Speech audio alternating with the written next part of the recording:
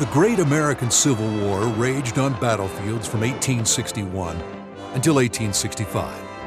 At its end, the citizens of the preserved Union mourned the passing of its newly fallen president. As the train carrying Lincoln's coffin arrived in Columbus for a viewing in the Ohio State House on April 29, 1865, the future looked bleak. The country lay in tatters, its people exhausted, and many of its cities devastated. Over 350,000 Ohio men had gone to war to protect the Union. More than 34,000 had died from battle. Another 30,000 were so badly damaged mentally or physically they could no longer care for themselves or their families. In his second inaugural address, Lincoln clearly articulated the obligation this carnage placed upon the nation when he said, "Let us care for him who shall have borne the battle, and for his widow and his orphan." The Grand Army of the Republic, the first organized advocacy group of veterans in the history of the United States, responded. Composed of Union veterans from all services, the GAR quickly became a power in Ohio. Home of legendary Union heroes such as Grant, Sheridan, Sherman, Garfield, Hayes, Stanton, and Chase, native sons who had served the righteous cause. Recognizing the needs of the families left behind or in need, the Ohio GAR soon began fighting another battle to provide support for the hundreds of young children of veterans left without a home. Despite fierce opposition, the strenuous lobbying efforts of the GAR, along with the strong support of newly elected Governor Rutherford B. Hayes and his wife Lucy, finally forced the Ohio General Assembly to act. In 1870, legislation was enacted to open the Ohio Soldiers and Sailors Orphans Home. It was one more grand victory for the determined member soldiers of the GAR. Thanks to them, the home would remain a beacon of kindness and understanding for children for the next 125 years. The final effort to delay the operation of the home was stopped by the thinnest of margins, one vote. It's difficult today to understand the level of hostility to the creation of a home for orphans. But back then, in mid-1800s America, children simply were not treated all that well. Those without family support, depending on age, were placed in infirmaries or asylums, the homeless shelters of their day. Older children were often placed in private homes to learn a trade. This sometimes worked well, but often the child simply became an extra worker and not part of the family. Others were simply left to roam the streets. Ohio had previously established other facilities for those in need: the deaf, the blind, the mentally ill, and the developmentally disabled. But nothing for orphans, who were, incredibly, the last on the list of social concerns. But a new spirit to care for those who could not care for themselves was sweeping the country. And in Ohio, veterans organizations led the charge to repay the moral debt owed to families damaged in the great national struggle just ended.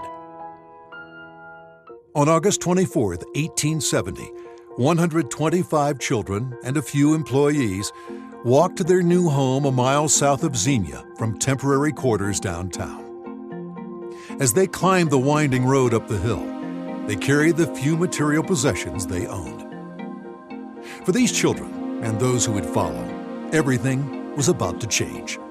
They would be fed, housed, given medical attention, and an education. Most importantly, they would have something they hadn't before: a place to live a normal life.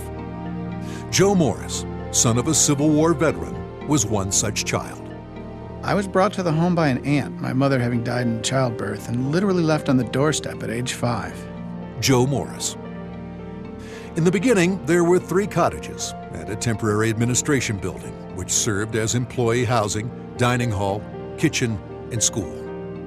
By 1873, there were 600 children, 20 cottages, a finance administration building, a chapel, a hospital, a domestic building which served as a dining hall, and also a kitchen and bake shop.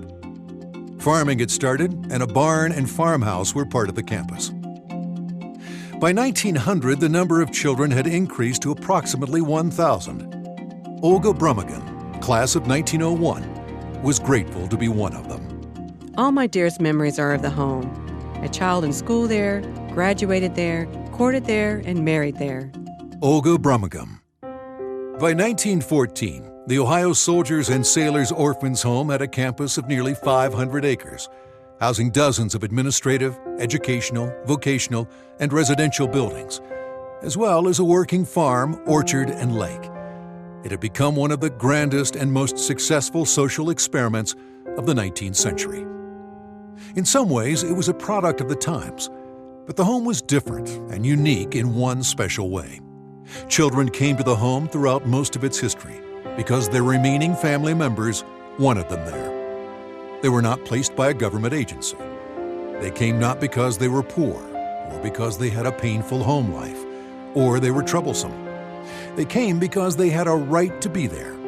It was partial compensation for a debt that could not be repaid, their father's service to his country. The home became the family many children never had. The home gave students a sense of trust, security, and confidence. Childhood became normal again. Mike Ford, class of 38, never minded being described as an orphan. I never saw many kids that weren't impressed with the way we were living. The home was good to me. We liked the word orphanage. Mike Ford. Some things were a constant at the home during its entire history, from 1870 through 1995. As regular as the steam whistle that awakened them every day, calling them to their daily duties. During those years, the population averaged 500 or more boys and girls on campus, from 4-year-olds to age 18. You had to be a child of a veteran to gain admission. Often large families arrived at the same time. Good food and as much as you wanted was always available. For most of its history, the home produced its own food from the farm. It had a prize-winning herd of cows. To this day, residents of the home swear it was the best milk they ever tasted. There was always a military edge to campus life. Formal military training for boys began at age 12. In the beginning, the boys wore uniforms. Girls also wore standardized clothing and had few dress options until later years. Everyone, boys and girls, marched to school and to meals.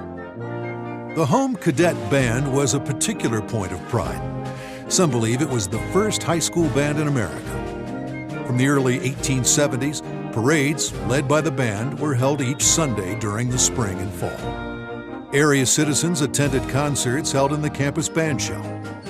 Notably, the band was frequently invited by veterans to march at their state and national conventions all across America, a tribute to their fine reputation. The annual Memorial Day Parade was the most poignant of home traditions. The superintendent led the 1/2-mile march through campus to the small cemetery behind Collier Chapel. Veterans representatives, the band, companies of the cadet battalion wearing special white pants, older girls in luminous white dresses, and pairs of little boys and girls followed. The boys carried American flags on their shoulders, and the girls held baskets of fragrant peonies. With measured step to slow, solemn music, they made their way to the 100 or so graves and decorated them.